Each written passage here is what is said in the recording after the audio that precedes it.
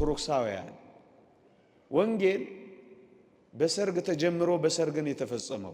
በሐዲስ ኪዳን ጌታችን ሥራ የጀመረው በሰርግ ነው። በሐዲስ ኪዳን ጌታችን ሥራ የፈጸመው በሰርግ ነው። ወይኑን ደም አደረገው። በዚያ በመጀመሪያው ሰርግ ቤትስ ውሃውን ወይን አደረገው። በመጀመሪያው ሰርግ ቤት፣ በመጨረሻው ሰርግ ቤት በቀራንዮ መስቀል የክርስቶስ የሙሽርነቱ ዙፋን ነው አለ ሊቁ። ቤተ ክርስቲያን ደግሞ ዘወትር አሁን ያልኳችሁን ቃል ትጮኻለች። እንዲህ ያለ ሙሽራ ያየ ማን ነው እያለች ታፋልጋለች። ምን ያደረገ? በስጋውና በደሙ የደገሰ። ምን ያደረገ? በደሙ መፍሰስ መጠጥነት ዓለምን ያረካ። ምን ያደረገ? በመዋረዱ ያከበረ። እንዲህ ያለ ሙሽራ ያየ ማን ነው ብላ ትጮኻለች። ዓለምን የሚተዉ ሁሉ የክርስቶስ ሙሽሮች ይሆናሉ። ከዓለም ፍቅር የሚላቀቁ ሁሉ የክርስቶስ አፍቃሪዎች ይሆናሉ። በዓለም ማሰሪያዎች የማይታሰሩ በፍቅሩ የታሰሩ ሁሉ ዓለምን ይተዋሉ። ዓለምን የማይተዉ ግን በዓለም ፍቅር የተንበረከኩ የክርስቶስ ሙሽርነታቸውን ያቋርጣሉ። ሌላ ሰርግ እኮ አለ። ሁለቱን ሰርግ ቤቶች አይደል ያሳዩዋችሁ? ሶስተኛ ሰርግ ቤት ደግሞ አለ።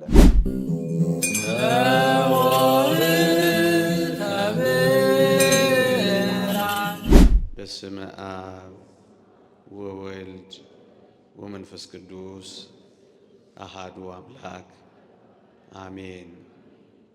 ክቡራን አበው መነኮሳት፣ ክቡራን አበው ካህናት፣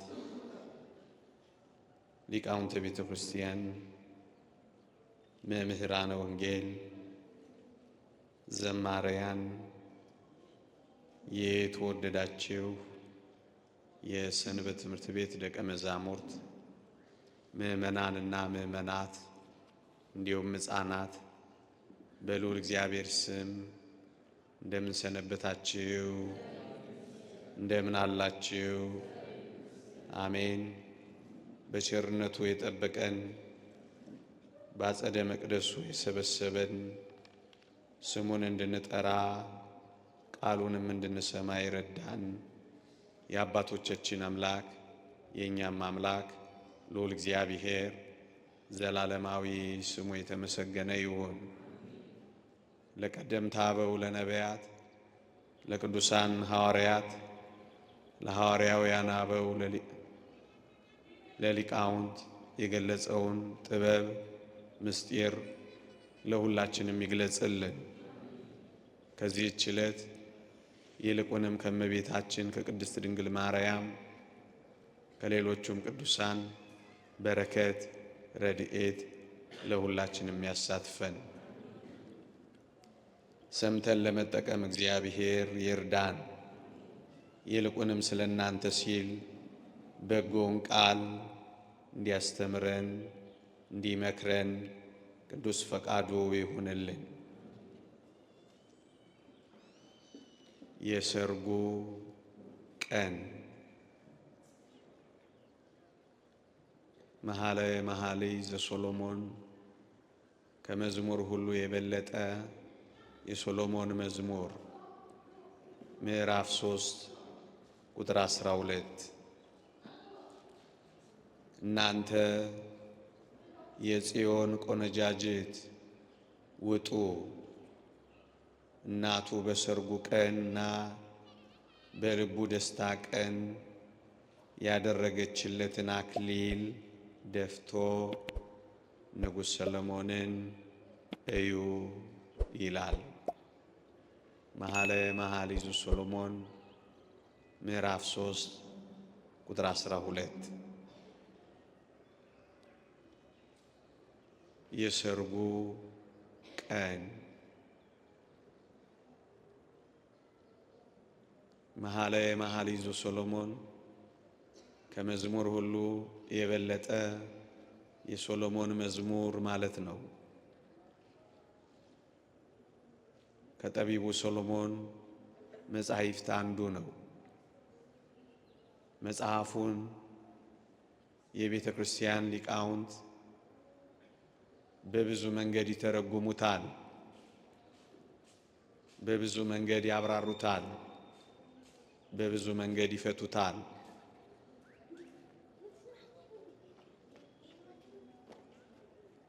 የመጀመሪያው ትርጓሜ የመጀመሪያው ማብራሪያቸው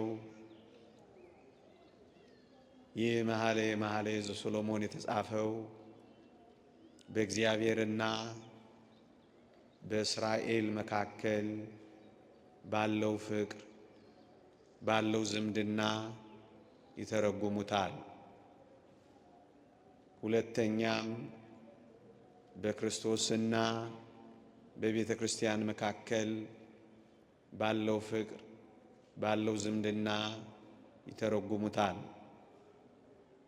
ሶስተኛም በእግዚአብሔርና እግዚአብሔርን በምትፈልግ በአንዲት ነፍስ በአንዲት ምእመን መካከል ባለው መፈላለግ ባለው ፍቅር ይተረጉሙታል። አራተኛ በጌታችን በመድኃኒታችን በኢየሱስ ክርስቶስና በተወዳጅ እናቱ በእመቤታችን በቅድስት ድንግል ማርያም መካከል ባለው ፍቅር ይተረጉሙታል። አምስተኛ ይልቁንም የቅርብ ዘመን ምሁራን በእግዚአብሔርና እግዚአብሔርን በምትፈልግ በምታገለግል በአንድ አገልጋይ መካከል ባለው ዝምድና ይተረጉሙታል። ይህንን ሁሉ ማብራራት ብዙ ዘመናትን ሊፈጅ ይችላል። ሊቃውንተ ቤተ ክርስቲያን ይህንን ሲያብራሩ ብዙ መጻሕፍት ጽፈውበታል። እኔ ግን ለጥቂት ደቂቃዎች የምንቆየው እንደ ቅምሻ በሁለተኛው የትርጓሜ አይነት ነው።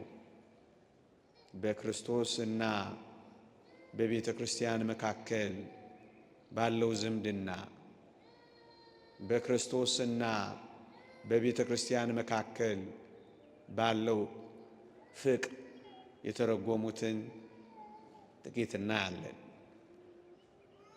ሶሎሞን ሰላማዊ ማለት ነው። በዚያ ላይ ደግሞ ንጉሥ ነው።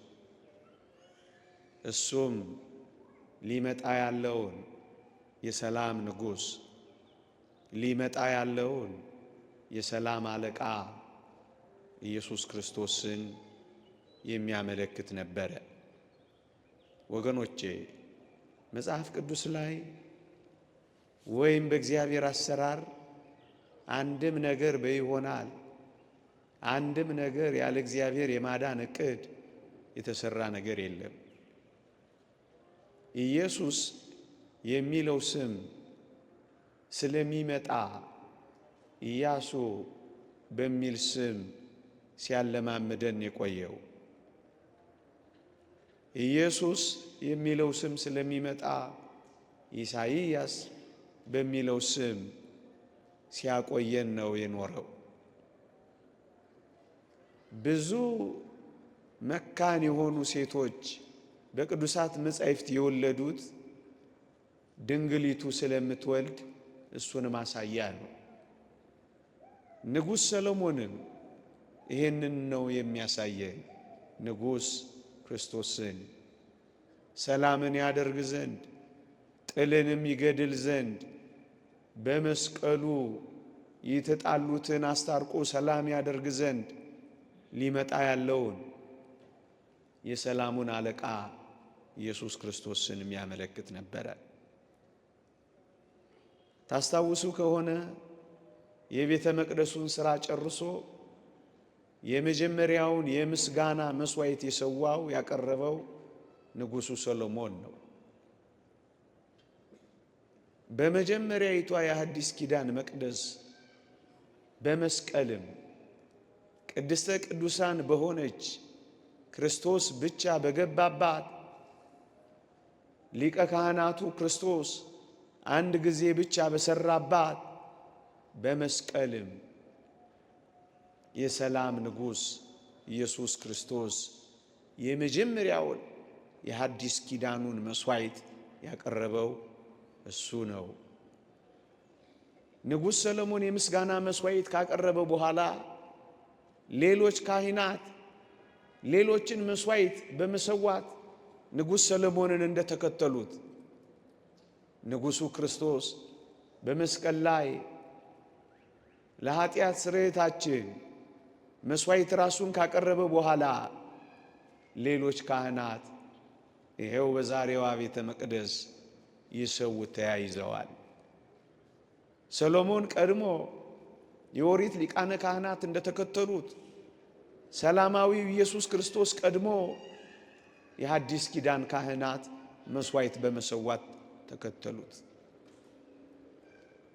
ዘውድ ደፍቶ እንደነገሰ ሰላማዊው ኢየሱስ ክርስቶስ የሾህ ዘውድ ደፍቶ በመስቀል ላይ ከበረ፣ በመስቀል ላይ ነገሰ። ይሄን ለማሳየት ነው ቅድም ያነበብኩላችሁ ቃል እናንት የጽዮን ቆነጃጅት ውጡ። እናቱ በሰርጉ ቀንና በልቡ ደስታ ቀን የደፋችለትን አክሊል ደፍቶ ንጉሥ ሰሎሞንን እዩ የሚል ዝማሬ የዘመረው። ኦርቶዶክሳውያን ወንጌል በሰርግ ተጀምሮ በሰርግ ነው የተፈጸመው።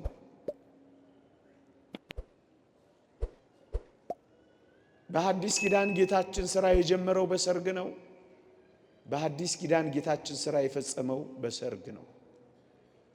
ጅማሬው ሰርግ ቤት ነው፣ ፍጻሜውም ሰርግ ቤት ነው። ለዚህ ነው በሰርጉ ቀንና በልቡ ደስታ ቀን የተባለው።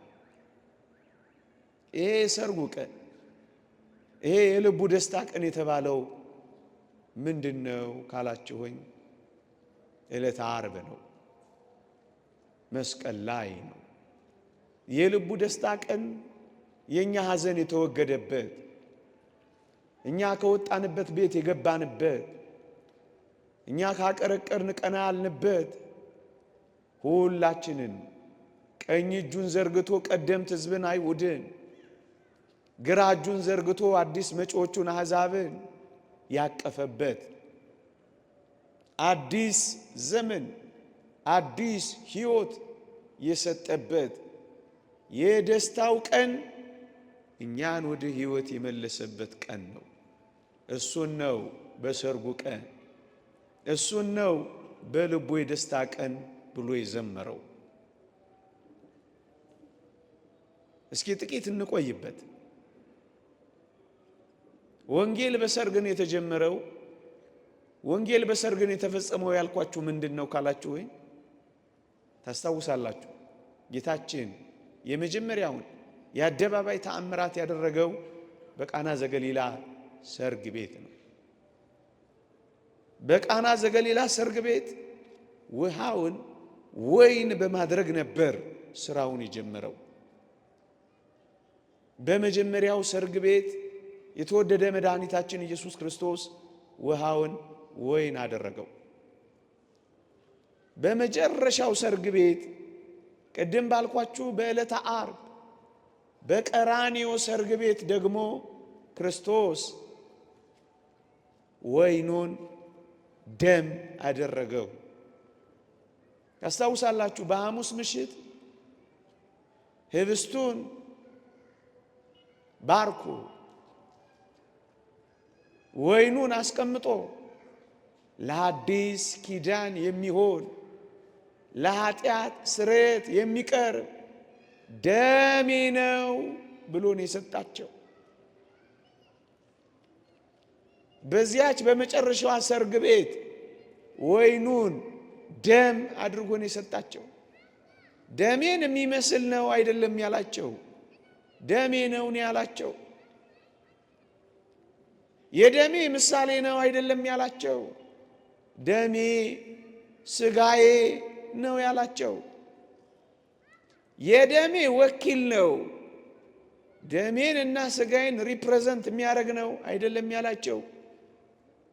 ይህ ለአዲስ ኪዳን የሚሆን ደሜ ነው ያላቸው። ይህንን እንዴት መካድ ይቻላል? ይህን ምሳሌ ነው ማለት እንዴት ይቻላል? ይህን ወኪሉ ነው ማለት እንዴት ይቻላል? እሱ ያለውን መቀበል አለብን። አሁን ያሉ ዘመዶቻችን ሲያሳዝኑ፣ ሉተር እንኳን ይህንን አምኗል። ሥጋዬ ነው ብሏል፣ እንቀበለዋለን። ታዲያ ምን እናደርጋለን ብሏል በአንድ ጽሑፉ። የአሁኖቹ ነው ይህንን አንዴ ምሳሌ ነው፣ አንዴ ትዝታ ነው፣ አንዴ መታሰቢያ ነው፣ አንዴ ወኪል ነው ሲሉ መከራ የሚበሉት የዛሬዎቹ ናቸው። ወገኖቼ ወይኑን ደም አደረገው። በዚያ በመጀመሪያው ሰርግ ቤትስ ውሃውን ወይን አደረገው። በመጀመሪያው ሰርግ ቤት፣ በመጨረሻው ሰርግ ቤት በቀራንዮ። የተወደዳችሁ ክርስቲያኖች በመጀመሪያው ሰርግ ቤት በቃና ዘገሊላ ታስታውሳላችሁ። አንቺ ሴት ከአንቺ ጋራ ምን አለኝ ሲል ተሰምቷል በመጀመሪያው ሰርግ ቤት። በመጨረሻው ሰርግ ቤት ወይም በሁለተኛው ሰርግ ቤት በቀራንዮ እስካላችሁኝ አንቺ ሴት ብሎ ሲጮህ ተሰምቷል። አንቺ ሴት እነሆ ልጅሽ ሲል ሰምተነዋል። በዚያም አክብሯታል፣ በዚህም ከፍ አርጓታል። በዚያም ነበረች፣ በዚህም ነበረች። በመጀመሪያውም ሰርግ ቤት እሷ አለች፣ በሁለተኛውም ሰርግ ቤት እሷ አለች። ደግሞስ በመጀመሪያው ሰርግ ቤት ታስታውሳላችሁ፣ የኢየሱስም እናት በዚያ ነበረች ተብሎ ነው የተጻፈው። በሁለተኛው ሰርግ ቤት በቀራንዮ እስካላችሁኝ እነኋት እናትህ ሲል ትሰማላችሁ። በዚያ በመጀመሪያው የእሱ ብቻ እናት ተባለች። በሁለተኛው ሰርግ ቤት በቀራንዮ እስካላችሁኝ ግን የሁላችን እናት ሆነች። በቅዱስ ዮሐንስ በኩል ወንጌላትን ብቻ ሳይሆን በቅዱስ ዮሐንስ በኩል እናትም ተቀብለናል። እነኋት እናትህ ሲል ሰምተነዋል። አንድ ሊቅ እንዲህ ይላል፣ እውነተኛ ክርስቲያን ከሆንክ እንደ ቅዱስ ዮሐንስ እናቱን እናት አድርገህ ውሰድ ይላል። ዛሬ ሆህት 12 በተሰኘው የዘወተ ብርሃን ሚዲያ መርሃ ግብራችን ላይ ስለ ሥርዓተ ቅዳሴ ነው የምንማረው። ስለ ዓለሙ ሁሉ እግዚአብሔር ማሰብን ያስቀድም ዘንድ ለእያንዳንዱም የሚያስፈልገውን ያማረውን የሚሻውን የሚያስብ ዘንድ ስለ ዓለሙ ሁሉ እንማልዳለን። ቅዳሴ ቀደሰ ከሚለው የግዕዝ ግስ የወጣ ሲሆን የተለየ የተመረጠ ልዩ የሆነ ማለት ነው። በቤተ ክርስቲያን ውስጥ የሚደረግ የጋራ ጸሎትን የሚወክል መጠሪያ ነው። ቤተ ክርስቲያናችን ታዲያ አማናዊ የሆነውን የጌታችን የመድኃኒታችን ኢየሱስ ክርስቶስን ቅዱስ ሥጋውንና ክቡር ደሙን የምታቀብልበት ጸሎት ቅዳሴ እየተባለ ይጠራል። ኦርቶዶክሳዊት የሆነችው ሥርዓተ አምልኳችን እንግዲህ ፍጹም ሰማያዊት ናት። ከዚች ምድር ላይ አንስተን የምናደርገው በላይ በሰማያት ደግሞ የማይደረግ ነገር የለም። ሥርዓተ ቅዳሴ ጸሎት የሚመደበው በማህበር ጸሎት ውስጥ ነው። እዚህ ሥርዓተ ቅዳሴ ምንድን ነው ብለን ስንጠይቅ ከጸሎትነቱ ባለፈ ሥርዓተ ቅዳሴ መስዋዕት ማቅረቢያ ነው። ሥርዓተ ቅዳሴው ላይ እየተሳተፍን ያለ ነው እኛ ብቻ አይደለንም። በሥርዓተ ቅዳሴው ላይ እኛ የማናያቸው እነሱ የሚያዩን፣ እኛ የማንሰማቸው እነሱ የሚሰሙን፣ እኛ ማንመለከታቸው እነሱ የሚመለከቱን ቅዱሳንም ጭምር አሉበት።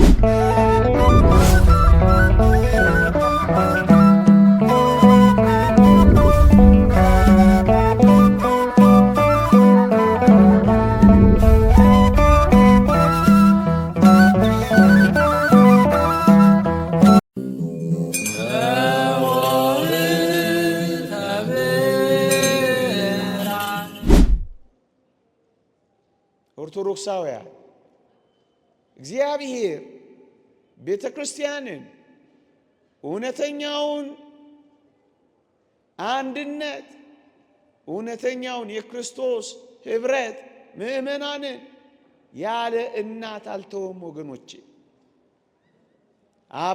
አባት ብለን የምንጮህበትን የልጅነት መንፈስ ብቻ አይደለም፣ እናትም ነው የተሰጠችን። ለዚህ ነው በመጀመሪያው የኢየሱስ ክርስቶስ እናት፣ ኋላስ የቤተ ክርስቲያን እናት። እናትም ነው የሰጠው። ለዚህ ነው ሊቁ አግናጤዎስ፣ ቅዱስ አግናጤዎስ ምጥው ለአንበሳ፣ እርሷ የአዲሱ እምነትና የቤተ ክርስቲያን የስርየታችን እናት ናት የሚለው ለዚህ ነው። እናትም ጭምር ያገኘ ነው በሁለተኛው ሰርግ ቤት ነው ወገኖቼ። ውሃም ወይን ሲያደርግ እሷ ነበረች። ወይኑንም ደም አድርጎ ለዓለም ሲሰጥ እሷ ነበረች። በመጀመሪያው ሰርግ ቤት ታስታውሳላችሁ፣ በመጀመሪያ መናኛ የሆነውን እዚህ ግባ ማይባለውን ወይን ነበር የቀረበው። ከዛስ በተወደደ መድኃኒታችን ድንቅ ተአምራት ጣፋጭ የሆነ ወይን ነበር የቀረበው። በመጀመሪያ መናኛው፣ ኋላ ደግሞ ጣፋጩን የተከተለው በመጀመሪያው ሰርግ ቤት። በሁለተኛው ሰርግ ቤት ያላችሁስ እንደሆነ በመጀመሪያ ሕማሙን እንደ መናኛው ወይን ሕማሙን፣ መከራውን፣ ሐዘኑን፣ ስቃዩን ነው ያየነው። ከዚያስ ከመናኛው ቀጥሎ ጣፋጭ ወይን እንደመጣ ከሐዘኑ፣ ከስቃዩ፣ ከመከራው፣ ከሕማሙ በኋላ ትንሣኤው ነው የተበሰረው። መናኛው ከጣፋጩ ቀደመ፣ መከራው ከትንሣኤው በፊት መጣ ወገኖቼ። መጀመሪያ መናኛውን፣ ከዛ ጣፋጩን፣ መጀመሪያ መከራውን፣ ከዛ ትንሣኤው። በመጀመሪያው ሰርግ ቤትም በሁለተኛው ሰርግ ቤትም ያየነው ይህንን ነው። በቃና ዘገሊላ ውሃውን ወይን ያደርግ ዘንድ በመጀመሪያው ሰርግ ቤት በእናቱ ተጠየቀ፣ በእናቱ ተለመነ። ውሃውን ወይን ያደርገው ዘንድ የእናቱ ምልጃ ሆነ። በእናቱ ተጠየቀ። በሁለተኛው ሰርግ ቤትስ በቀራንዮስ ካላችሁኝ ወይኑን ደም ያደርገው ዘንድ የአባቱን ፈቃድ ሆነ ይላል አንድ ሊቅ። በመጀመሪያው የእናቱ ኋላ ደግሞ የአባቱ፣ የእናቱንም የአባቱንም ፈቃድ የሚፈጽም ታዛዥ ልጅ ሆኗልና በመጀመሪያ የእናቱ፣ በቀራንዮስ የአባቱ ፈቃድ ሆነ። መታዘዙ በዚህም ተገለጠ። በመጀመሪያው ሰርግ ቤት የመጀመሪያው ተልእኮ የእናቱ ልመና፣ የእናቱ ጥያቄ፣ የእናቱ ምልጃ የተወደደው ልጇን ለአደባባይ ተልእኮ ለታላቁ ተአምራት ለማመን መግቢያ የሆነውን ውሃውን ወይን ማድረጉን ወደ አደባባይ ተልእኮ ማውጣቱን ተመልክተናል በመጀመሪያው ሰርግ ቤት። በሁለተኛው ሰርግ ቤት ያል እንደሆነ ዓለምን በክቡር ደሙ ያድን ዘንድ የአባቱ ፈቃድ፣ የራሱ ፈቃድ፣ የመንፈስ ቅዱስ ፈቃድ ወደ መስቀል ሞት አደረሰው። ዓለምን ለማዳን አበቃ። ያኛው ወደ አደባባይ ተልኮ ሲያወጣው፣ ይሄኛው የሁለተኛው ሰርግ ቤት ደግሞ ዓለምን ለማዳን አደረሰው። ለዚህ ነው ወንጌል በሰርግ ተጀምሮ በሰርግ ነው የተጠናቀቀው ያልኳቸው። የልቡ ደስታ ቀን፣ የሰርጉ ቀን የተባለችው ይህችው ዕለተ ዓርብ ቀራንዮ ናት ወገኖቼ። ሊቁ ቅዱስ ቄርሎስ በረከቱ ትደርብንና እንዲህ አለ። መስቀል የክርስቶስ የሙሽርነቱ ዙፋን ነው አለ።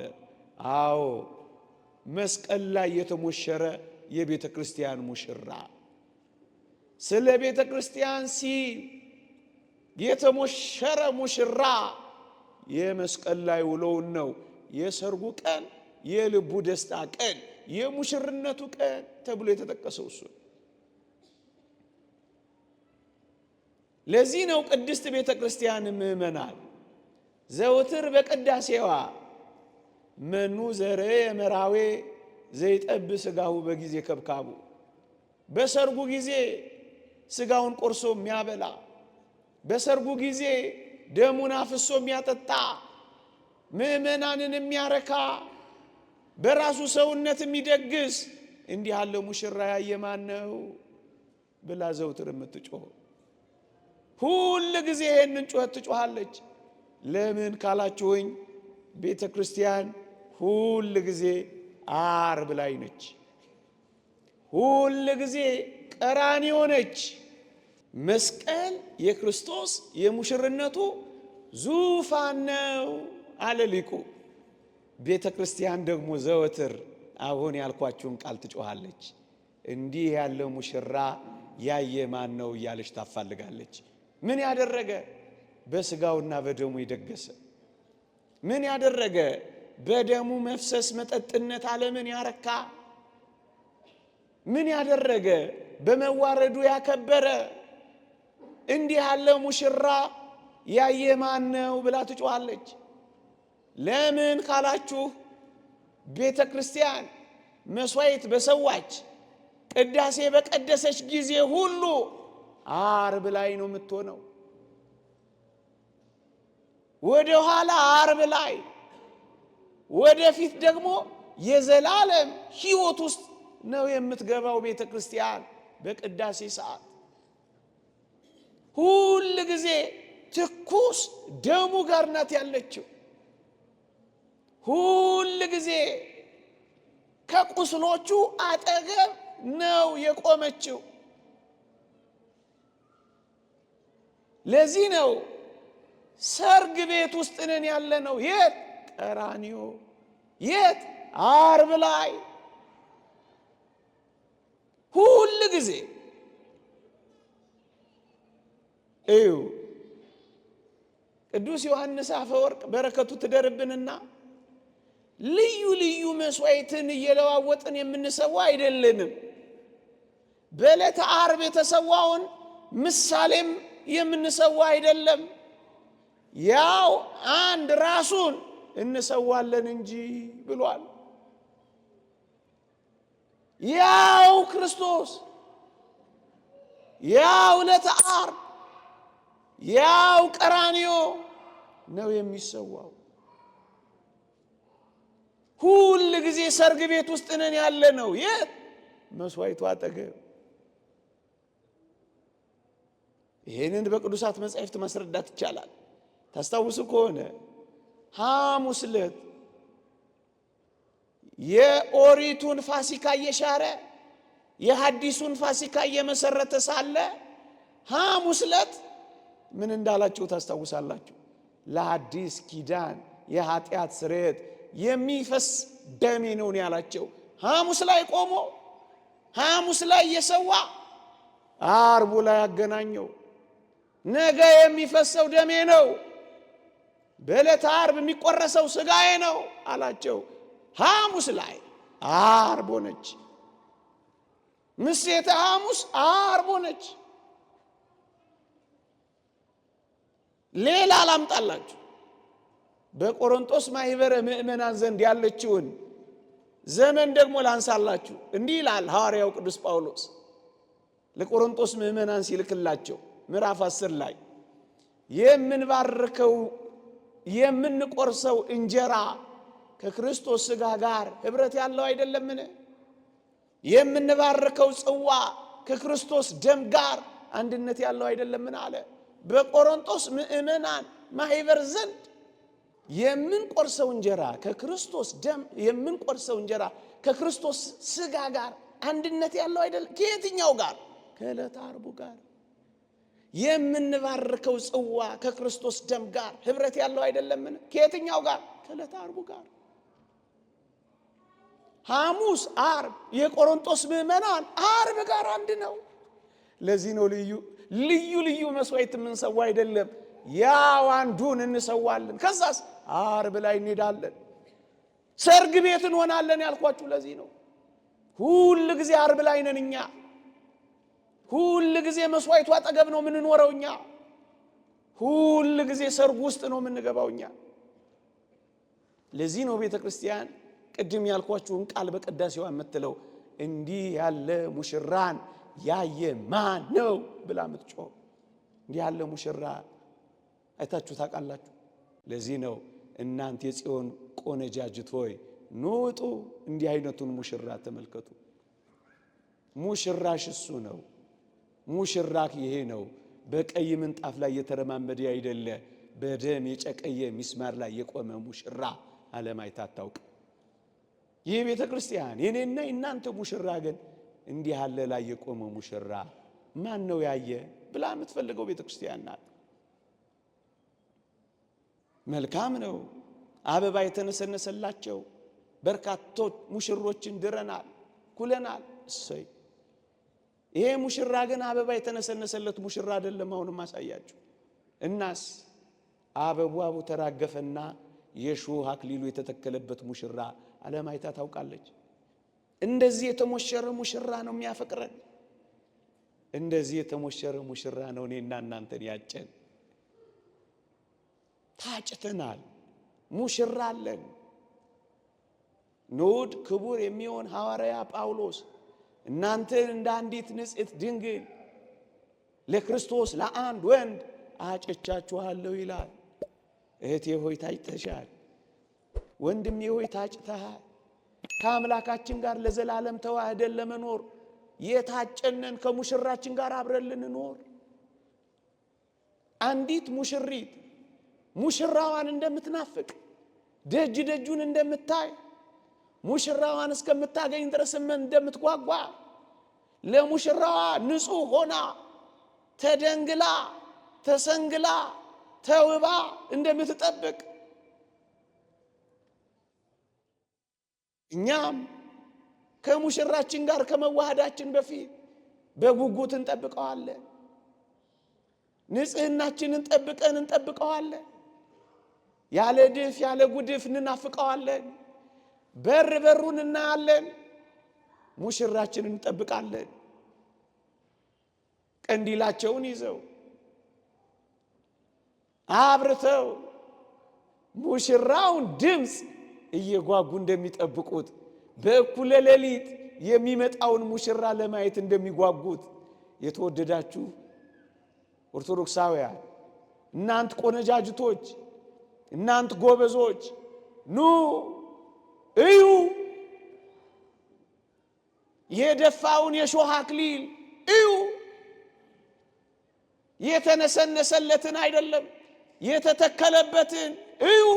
ኑጡ፣ ሙሽራችሁን ፈልጉ። እንዲህ አይነት ሙሽራ ያየ ማን ነው የምትለው ቤተ ክርስቲያን እኮ ለዚህ ነው ወገኖቼ። እኛ ሽቶ የተረጨላቸው፣ እኛ ሽቶ የተርከፈከፈላቸው ብዙ ሙሽሮችን አይተናል፣ ድረናል፣ ኩለናል። እሰይ ጥሩ ነው። ይሄ ሙሽራ ግን ሽቶ የተረጨለት ሙሽራ አይደለም። እና ምንድነው ካላችሁኝ የአይሁድ ምራቅ የተተፋበት ሙሽራ እንደ ጌታችን ያለ ማን ነው? ምርጥ ሽቶ አይደለም የተረጨለት የተርከፈከፈለት፣ የአይሁድ ዋልጌ ቃላት የዘነበበት ሙሽራ አይታችሁ ታውቃላችሁ? መኑ ዘርእ መራዊ ዘይጠብ ሥጋው በጊዜ ከብካቡ። በሰርጉ ጊዜ እንዲህ አይነት ምራቅ የተተፋበት እንዲህ አይነት ሙሽራ ነው ያፈቀረን። ኑጡና አዩት፣ ኑጡና ተቀበሉት። ያማረ ልብስ የለበሱ በማይረግ ልብስ የከበሩ በሐር ካባ የደረቡ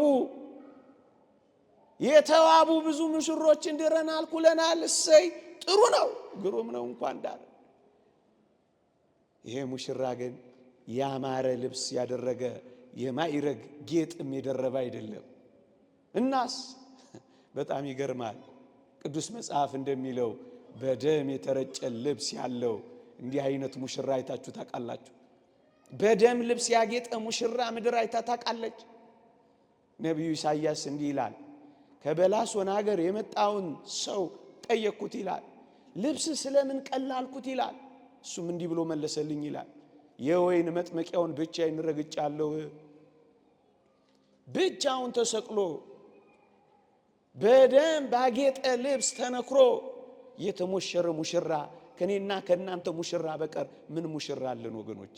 የማን ፍቅር አንሆለለ? የማን ፍቅር አንበረከከ? የማን ፍቅር ከዚህ ሙሽራችን አራቀን? የትኛውን ፍቅር ለመቀበል ተንከራተትን? የትኛው ፍቅር ጋር ተለመጠመጥን? ከየትኛው ፍቅር እግር ስር ወደቀን? ይህንን ሙሽራ ተወን። እንዲህ አይነት ሙሽራ ዓለም አይታ ታውቃለች።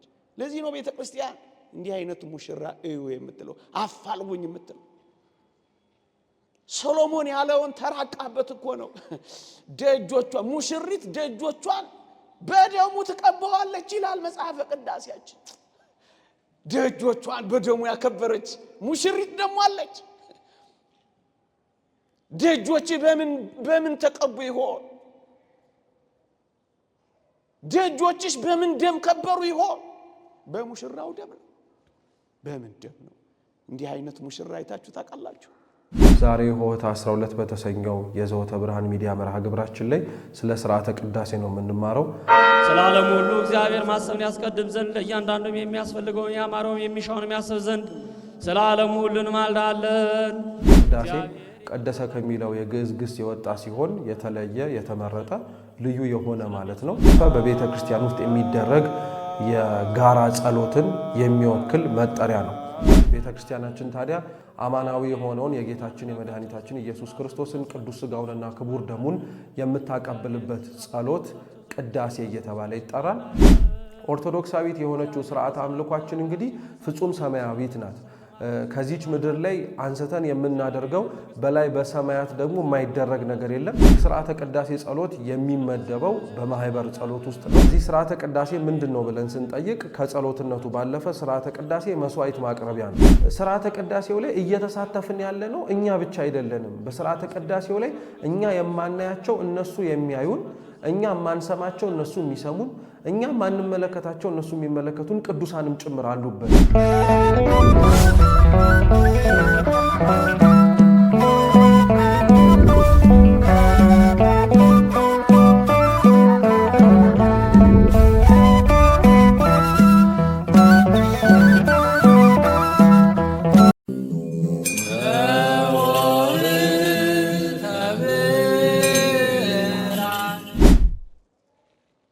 ገጹን ከስር ከስር ላበቱን ከስር ከስር የሚጠረግለት ሙሽራ አይተናል። እሰይ ጥሩ ነው። ሜካፑን ከስር ከስር የሚቀባላቸው ሙሽሮች አይተናል። እሰይ ጥሩ ነው። እንዲህ አይነት ሙሽራ ግን አላየንም። ምን ካህናቱ የሚወርደው ደም አይኑን እየጋረደው መሬት ላይ ሲደፋና ሲነሳ የሚጠርግበት ሻሽ እንኳን የሌለው ሙሽራ አይታችሁ ታውቃላችሁ? ቲያትር አይደለም የማወራው። ለአንዳንዶች ተረት ሊሆን ይችላል፣ ለቤተ ክርስቲያን ግን ሕይወት ነው። እንዲህ አይነት ሙሽራ አይታችሁ ታውቃላችሁ? በተውሶ ሻሽ ፊቱን የጠረገ ሙሽራ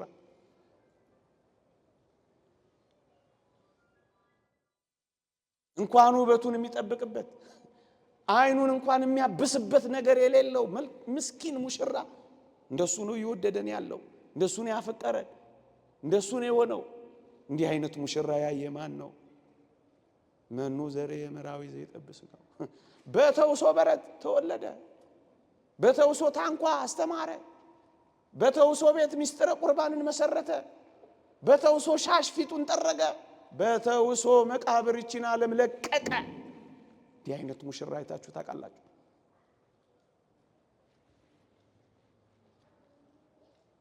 ሚዜዎቹ ከስር ከስር የሚዘፍኑለት፣ ሚዜዎቹ ከስር ከስር የሚሸከሙት፣ ሚዜዎቹ ከስር ከስር አጀብ የሚሉለት አይደለም፣ አይደለም፣ አይደለም። ከስር ከስር የሚጎትቱት፣ ከስር ከስር ፈረስ የሚነዱበት እንዲህ አይነት ሙሽራ የተጠላ የተተወ የተገፈተረ በር የተዘጋበት ሙሽራ አይታችሁ ታውቃላችሁ? የተተወ ለምን መሰላችሁ? ክርስቶስ ሙሽራ ነው ተብሎ የሚጠራው። አንድ ሊቅ እንዲህ ይላል በመስቀል ላይ ክርስቶስ አምላኬ አምላኬ ስለምን ተውኸኝ ብሎ ጮኸ ይላል። ለምን እንደዚህ ያለ ይመስልሃል ይልና ሙሽራ እኮ ስለሆነ ነው ይላል። ምክንያቱም አንድ ሙሽሪት ወይም አንድ ሙሽራ የእናትና አባቱን ቤት ይተዋል፣ ከሚስቱም ጋር ይጣበቃል ይላል። ይተዋል። ሙሽራ የሆነው እኮ የተተወ ስለሆነ ነው ይላል። እህቴ ሆይ ስሚ፣ ዶሮስንም አዘንቢ፣ የአባትሽንም ቤት እርሺ። ሙሽሪት ስለሆነች ነው፣ ስለተወደደች ስለእመቤታችን ስለ ቅድስት ድንግል ማርያም የክርስቶስ የሙሽርናው አዳራሽ ሆናለችና እኮ ተትቷላ። ለዚህ እኮ ነው ሙሽራ የተባለው ብሎ ይተረጉማል አንድ ሊቅ። ዓለምን የሚተዉ ሁሉ የክርስቶስ ሙሽሮች ይሆናሉ። ከዓለም ፍቅር የሚላቀቁ ሁሉ የክርስቶስ አፍቃሪዎች ይሆናሉ። በዓለም ማሰሪያዎች የማይታሰሩ በፍቅሩ የታሰሩ ሁሉ ዓለምን ይተዋሉ። ዓለምን የማይተዉ ግን በዓለም ፍቅር የተንበረከኩ የክርስቶስ ሙሽርነታቸውን ያቋርጣሉ።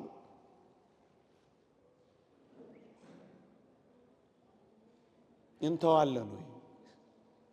የሚተዉ ይሄን ዓለም የሚተዉ የክርስቶስ መስዋዕቶች ይሆናሉ። ወገኖቼ በኦሪት ከሚቀርቡት መስዋዕቶች አንዱ የሚተው መስዋዕት ነበር። የሚተው አንዱ የሚቃጠል፣ አንዱ የሚታረድ፣ አንዱ የሚተው ነበር። የሚተው መስዋዕቶች አሉ። በረበረሃ የሚለቀቁ መስዋዕቶች አሉ። ካለም የሚለቀቅ ወደ በረሃ ወደ ክርስቶስ ፍቅር የሚቃጠል ሚነድ በረሃውን ቅድስተ ቅዱሳን አድርጎ የሚኖር ኋላ ወደ ውሃ ምንጭ እንደሚናፍቅ አቤቱ ነፍሴ ወደ አንተ ትናፍቃለች እያለ ወደ ውሃ ዳርቻዎች ከጥም ቦታዎች የሚገሰግስ ጥሙን ለማርካት የሚሮጥ ሙሽራ ይሆናል። ሙሽራ ይሆናል። ስንተው ሙሽሮች እንባላለን፣ ሙሽሮች እንሆናለን። የዛሬ 10 ዓመት ሁሌ ስለሚመስጡኝ ባነሳቸው ጥሩ ነው። ሙሽሮች የሆኑ ሰዎች አታስታውሱ? የዛሬ 10 ዓመት በሊቢያ በረሃ ላይ ሙሽሮች የሆኑ ሰዎች አታስታውሱ? ፍቁራን ኢትዮጵያውያን፣ ፍቁራን ኤርትራውያን፣ ፍቁራን ግብፃውያን ጣሊያን ለመሄድ አስበው ትዝ አይሏችሁ? ምን ነበር የሆኑት? ክርስቶስ ከፊታቸው መጣ፣ ሙሽራው ከፊታቸው መጣ እና ምን አደረጉ? ቤተሰቦቻቸውን ተዉ፣ ልጆቻቸውን ተዉ፣ በቃ ተዉ። ትተው ምን ሆኑ? ሙሽሮች ሆኑ። ምን ትተን ነው አሁን እኛ ሙሽራ ምን ሆነ? ምን የምንተወው ነገር አለ? ወገኖቼ እነዚህ ሰዎች እኮ ይህን ዓለም ለመተዋቸው ማረጋገጫ ማተባችንና እንብጥስም ብለው ለሰማዕትነት ሰይፍ ስር አንገታቸውን በደፉ ጊዜ እኮ ነው ሙሽሮች ናቸው። ወደ ሙሽርነታቸው ሰገነት እየገቡ ነዋ። የሰርጋቸው ቀን ነዋ። ሊዋሃዱት ነዋ የፈለጉት። ማተባችሁን በጥሱና ሃይማኖታችሁን ቀይሩና ሥላሴን ካዱና ክርስቶስን እርገጡና ኑና ሳልፋችሁ አሏቸው። አይደራደሩበትማ፣ ለድርድር አቀርቡትማ። ትቅርብን አሏ። እናስ ልክ እንደ ሙሽራቸው እነሱም አብረው ታሰሩዋል። እነሱ ሲታሰሩ ከክርስቶስ ጋር ታሰሩ። እነሱ ቀይ ቱታ ሲለብሱ ከለሜዳውን እንዳደረጉ ተቆጠራ። እነሱ ሲያዘነብሉ እንደ በግ ተነዷ። አንድ ሰው እንደተናገረው ገዳዮቹ ሳይሆን ሟቾቹ ነበር አስፈርም ይመስሉት አላቸው። እንዴት ይደንቃል! በጣም ሙሽሮች ናቸው። ተው ወዳጄ፣ እንደ በግ የምትነዳው የት ነው?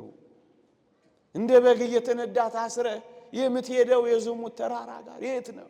የት ነው የምትሄጂው? ሙሽራችንን ትተን ወዴት ነው የምንነጉደው? ሌላ ሰርግ እኮ አለ። ሁለቱን ሰርግ ቤቶች አይደል ያሳዩዋችሁ? ሶስተኛ ሰርግ ቤት ደግሞ አለ። ቅዱስ ዮሐንስ ራእይ የመጨረሻውን ምዕራፍ ሲዘጋ የበጉ ሰርግ ራት ብሎ ነው የሚዘጋው። ሌላ ሰርግ አለ። በዚህ ሰርግ የሚሳተፉት በሰርግ ቃል ኪዳናቸው የጸኑት ናቸው። እነዚህ አሁን ያልኳችሁ ዓለምንም ምኞቱንም ረግጠው የሚያልፉ እንደ ንጽሕት ድንግል ራሳቸውን አንጽተው የሚኖሩት፣ ቢወድቁ የሚነሱት፣ ቢደክሙ የሚበረቱት፣ ቢሸሹ የሚመለሱት፣ በጨለማ ቢቀመጡ ብርሃን የሚጎናጸፉት፣ ቢሰናከሉ የሚዘሉት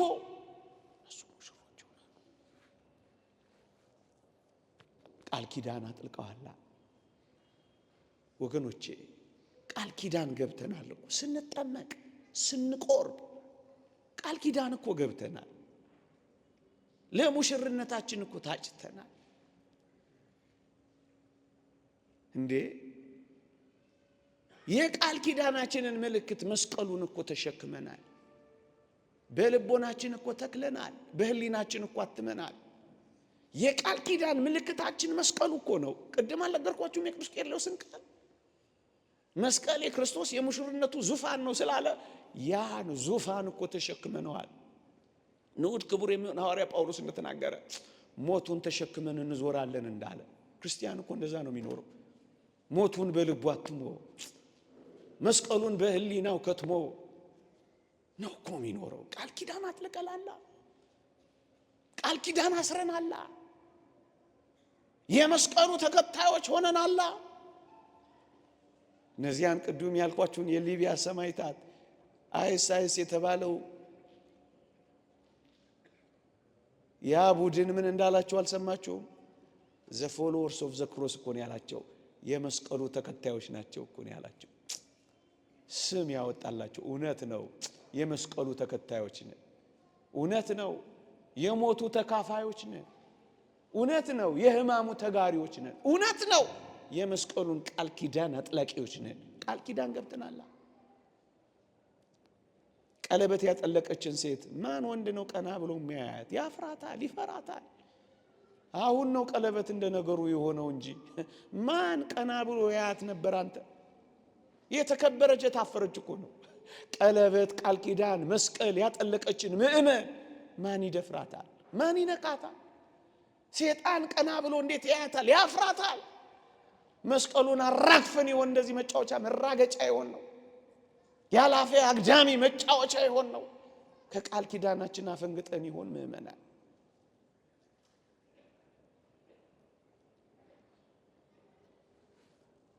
ቃል ኪዳንማ ገብተናል። ነገር የለጠቅልለው ሰዓቱ ለካ ገፋ ብሏል። ሰርገኞች ነን፣ ሙሽራ አለ። እሱን ለማየት ነው ሁሌ የምንመጣው ቤተ ክርስቲያን። ወደ ሰርጉ አዳራሽ ነው የምንገባው።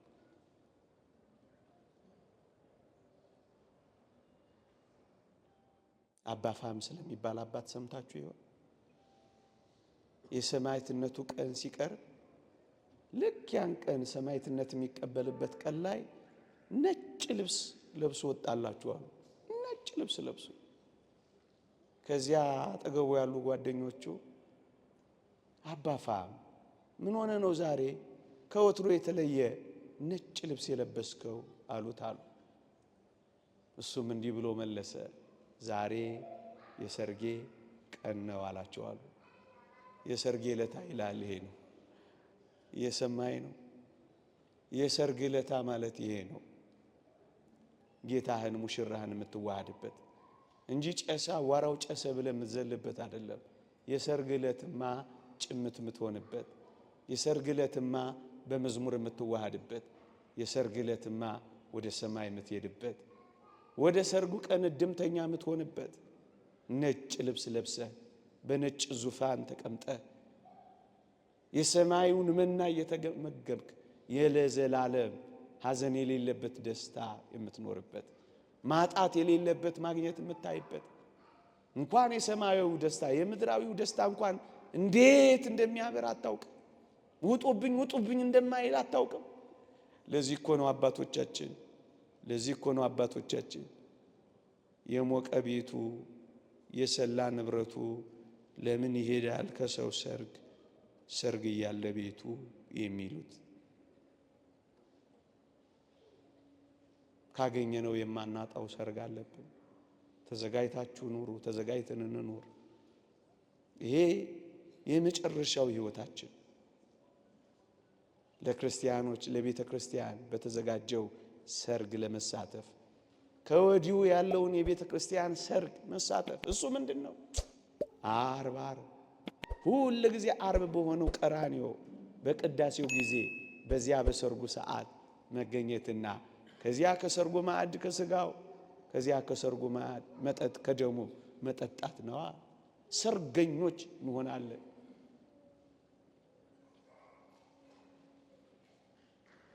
በሰርጉ ቀን እንገኝ፣ በሰርጉ ህይወት እንኖር፣ መታጨታችንን እንወቅ። ለዚህ ጮኝነት ቃል ኪዳናችንን እናክብር። እንደ አንዲት ንጹህ የታጨች ሴት እና ሙሽሪት እንጠበቅ። መምጣቱ አይቀርም፣ ይመጣል፣ አይዘገይም፣ ይወስደናል። ተዋህደን እንኖራለን። ሙሽራችን ይመጣል። ለዚያ ግን ክርስቲያኖች ሁላችንም በተስፋ እንጠብቀዋለን። አሁን አቀማመጣችን እዚህ ለአውደ ምሕረቱ ምናልባት እንዲመች እንዲተቀመጥን እንጂ ሁላችንም እንዴት እንደምንቀመጥ ታውቃላችሁ? ወደ ምስራቅ ነው የምናየው። ወደ ምስራቅ ለምን ይመስላችኋል? ሙሽራችንን እየጠበቅን ነው። ነጭ የምንለብሰው ለምን ይመስላችኋል? ከሙሽራችን ጋር ስለምንዋሃድ ነው። ይኸውላችሁ እናንተ ወደዚህ ነው የዞራችሁት። እዛ ጋር ብንቀመጥ ወደዚህ ነው የምንዞረው። ከኋላ ቢቀመጡ ወደዚህ ወደ ማይከሉ ነው የሚዞሩት። ለምን ይመስላችኋል? የሰማዩን መንበር ከበን ለመቀመጣችን ምሳሌ የሆነን ማሳያ የሆነን መገለጫ የሆነን እዚህ ጋር ደግሞ መሰዊያ አለን። መሰዊያችንን ነው ከበን የተቀመጥነው። ወብነ ምስዋዕ መሰዊያም አለን ይላል ቅዱስ ጳውሎስ። እሱን የከበብነው አሁን ሙሽራችንን የከበብነው